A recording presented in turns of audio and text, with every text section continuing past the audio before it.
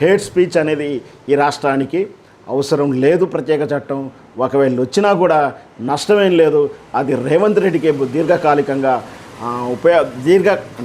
దీర్ఘకాలంలో రేవంత్ రెడ్డి గారికి మెడక చుట్టుకునే అవకాశాలు ఉన్నాయి.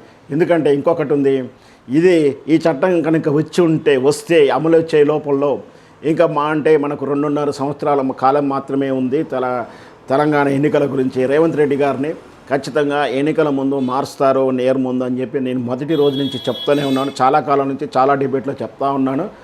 1 ఇయర్ ముందు రేవంత్ రెడ్డి గారిని కాంగ్రెస్ ప్రభుత్వం మార్చి కొత్త సీఎంను పెట్టి ఇప్పటివరకు ఉన్నట్టు నెగిటివిటీని అంతా కూడా రేవంత్ రెడ్డి అంటే పూర్వ ముఖ్యమంత్రి మీద బలి చేస్తుంటుంది.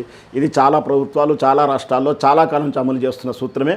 అప్పుడు ఎన్నికల ముందు నెగటివిటీని పాజిటివ్ మార్చుకోవాలంటే ముఖ్యమంత్రి మారిస్తే రేవంత్ రెడ్డి తీసేస్తే రేవంత్ రెడ్డి అప్పుడు కాంగ్రెస్కు తిరుగుబాటు చేస్తాడు, కాంగ్రెస్ మీద విమర్శిస్తాడు.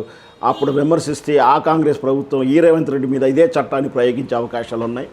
అలా కాదు, రేవంత్ రెడ్డి మార్చదు, ఎన్నికల దాకా నెక్స్ట్ కాబోయే ముఖ్యమంత్రి కూడా ఆయనే అంటే మనందరికీ తెలిసిందే.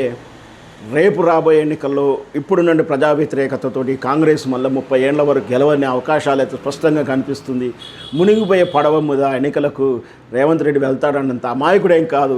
అంటే ముఖ్యమంత్రి మార్చకున్న ఎన్నికల సమయానికి ఆయనే పక్కకొచ్చి వేరే పార్టీ రూపంలో ఎక్కడో అక్కడ కొత్త పార్టీ లేకపోతే తెలంగాణ తెలుగుదేశానికి అధ్యక్షుడు అవుతారని చెప్పి కూడా కొందరు అంటూ ఉన్నారు. సరే, ఆ విధంగా వెళ్తే అప్పుడు కూడా ఈ చట్టం ద్వారా మళ్ళీ రేవంత్ రెడ్డికి చుట్టుకునే అవకాశాలు ఉన్నాయి. మరి వేచి చూద్దాం అసలు ఈ చట్టం అమల్లోకి వస్తుందా రాదా. అమల్లోకి వచ్చిన తర్వాత దాంట్లో విధి విధానాలు ఏంటి, దాంట్లో ఉన్నటువంటి కఠినమైన సెక్షన్ల తీరేంటి, ఇవన్నీ కూడా చర్చించాల్సి ఉంటుంది. మరి వేచి చూద్దాం.